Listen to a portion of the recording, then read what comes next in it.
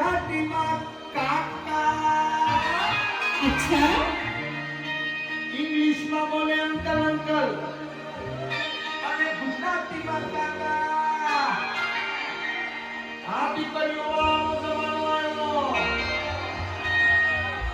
છોકરો સિટીઝન છે, પીઆર છે. ભલે કલર દે પૈસા પાછા હોય પણ પીઆર હો. પીઆર થવા માટે લાઈટો ઇમિગ્રેશન નો કોન્ટેક્ટ કરો ભાઈ. એ દીકરીઓ વાળાનો જમાનો આવ્યો.